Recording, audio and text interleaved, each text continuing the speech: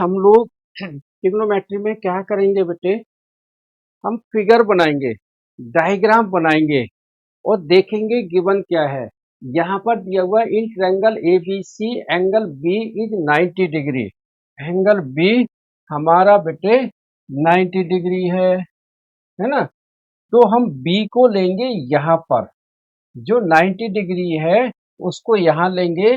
बाकी आप ए बी सी कहीं पर भी ले सकते हो, चाहे ए यहाँ ले लो यहाँ ले लो, उससे कोई फर्क नहीं पड़ेगा। लेकिन यहाँ हमसे पूछा गया है find the value of sine A, मतलब ए, तो हमको यहाँ पर थोड़ा चेंज करना पड़ेगा, ए हमको लेना पड़ेगा यहाँ पर। ठीक है, बोलो बेटे ये फिगर आई समझ में जो मैंने बताई आपको।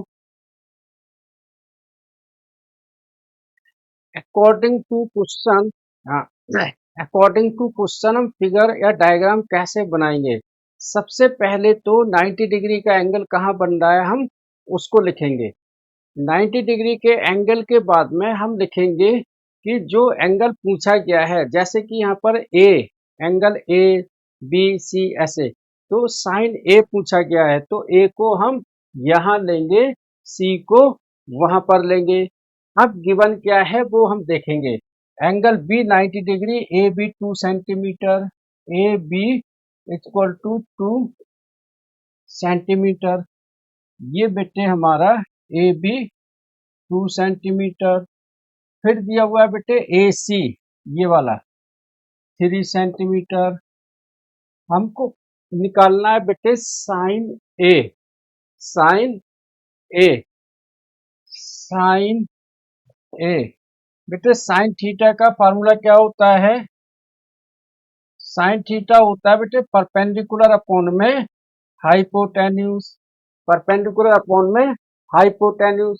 तो इसके अकॉर्डिंग हाइपोटेन्यूज तो दिया हुआ है, बेस भी दिया हुआ है, लेकिन परपेंडिकुलर नहीं दिया है। ठीक है, तो अब हम यहाँ पर फार्मूला यूज करेंगे पाइथागोरियन ट्रिक, पाइथागोरियन ट्रिक। ठीक है, वो कैसे करेंगे? P square plus B square equal to H का स्क्वायर। बेटे पी हमको निकालना है, बेस दिया हुआ है 2 का स्क्वायर, हाइपोटेन्यूज बेटे 3। ठीक है, तो पी स्क्वायर इक्वल टू बेटे 3 का स्क्वायर 9 माइनस 2 का स्क्वायर 4, इधर माइनस होगा, इक्वल टू होगा 5। तो पी की वैल्यू आएगी √5। याद रखना कि चाहे आंसर अंडर रूट में आ जाए चाहे विदाउट अंडर रूट आ जाए, उससे कोई फर्क नहीं पड़ेगा। ठीक है, अंडर रूट में आ गया तब भी कोई दिक्कत नहीं है, हमको उसको रखना है। ठीक है, अब साइन ए,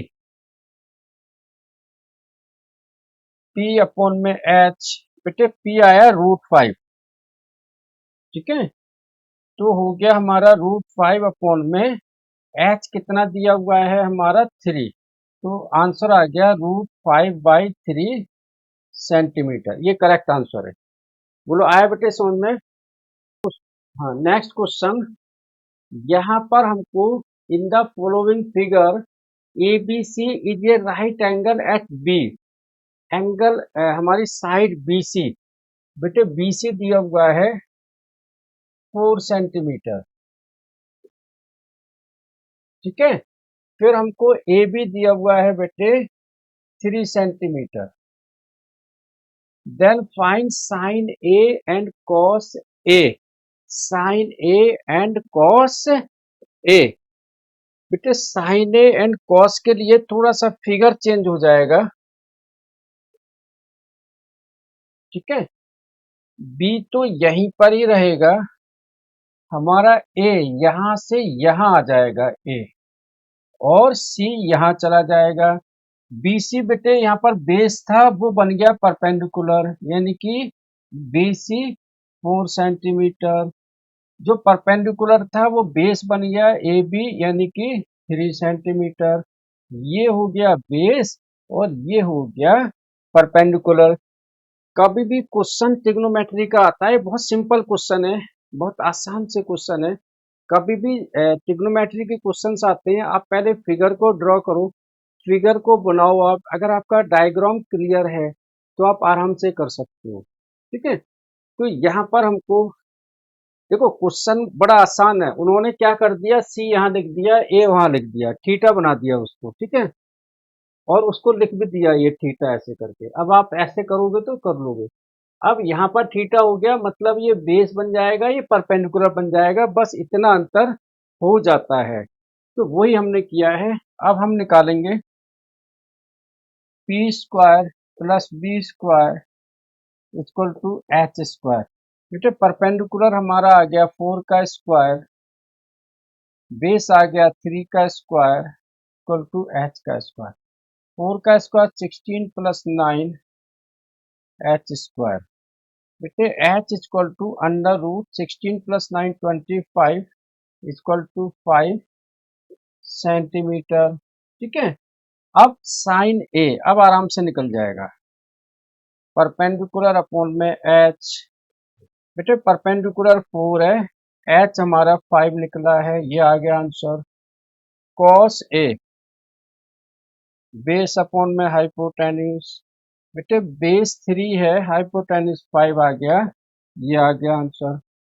तो दिखने में भी बड़ा सिंपल था, लेकिन कई बार क्या होता है कि बच्चे वैल्यू नहीं चेंज करते हैं, मतलब सी टू ए नहीं करते हैं, ए टू सी नहीं करते हैं, तो वहां उनके आंसर गलत आएंगे। बोलो यहाँ तक आया समझ में सबको? अब आप ध्यान से समझ लेना जो मैं यहाँ पर समझाने जा रहा हूँ।